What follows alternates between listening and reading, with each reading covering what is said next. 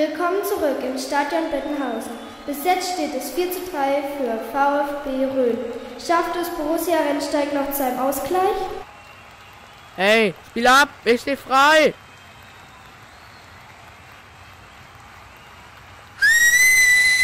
Ah, du hast mich gefoult, Mann. Warum bekommt Spieler 6 von Borussia Rennsteig die rote Karte? Das war doch eindeutig eine Schwalbe. Nach diesem unverschämten Skandal mit der roten Karte wüteten die Fans mit lauten Buhrufen. Nicht einmal die anderen Schiedsrichter konnten diese Entscheidung verstehen.